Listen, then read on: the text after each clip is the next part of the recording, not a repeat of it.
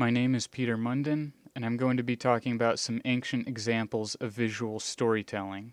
I've always had an interest in visual storytelling, particularly comics, the 15th Street News, so I wanted to explore some of the earliest forms of visual storytelling. First, I'm going to briefly list off my parameters for visual storytelling. I'm looking primarily for things such as implied movement, recognizable actions, sequential actions, apparent narrative/story, or biography of an event.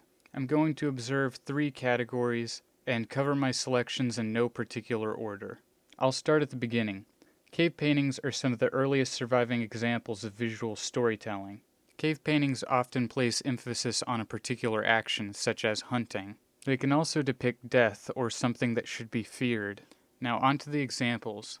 This one is often referred to as ancient man hunting on wall. It's difficult to tell exactly what type of animal these are supposed to be, but one thing that is for certain is that animal's day is about to get a lot worse. This next example is a Bhimbetka cave painting. It appears to depict a hunting party or perhaps 2 quarreling tribes. This next image is a rock painting in Algeria, and I'm not even going to attempt to pronounce the name, I'll just put it on the screen. This painting appears to depict animals being herded. Now before I go to the final category, I'll be going through my honorable mentions.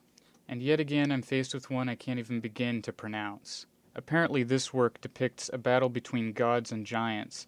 I can't say I'm sure who's who, but my money's on the guys with shields. My next example is the Column of Trajan. I find this one interesting because it displays some sequential storytelling. My next honorable mention is from the classic of Filial Piety. I find this one interesting because of its slightly cartoony, sketch-like appearance. Finally, I'm going to talk about hieroglyphics. Hieroglyphics were an important development within narrative art because they were robust and standardized.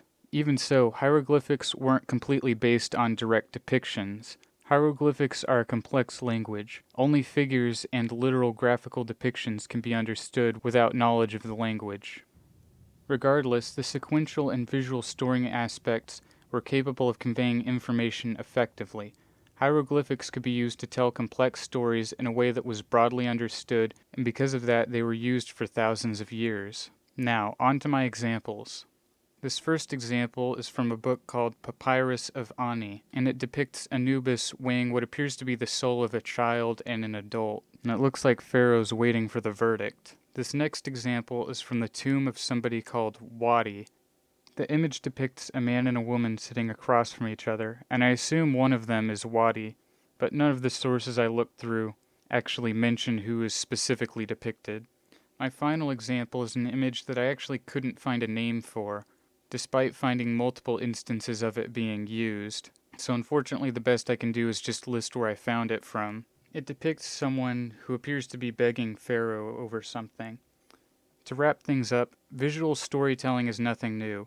It is among the oldest forms of human-made communication that remain. So the next time you pick up a comic, just think, you're probably making your prehistoric ancestors proud. My sources will be listed in the description. Have a nice day.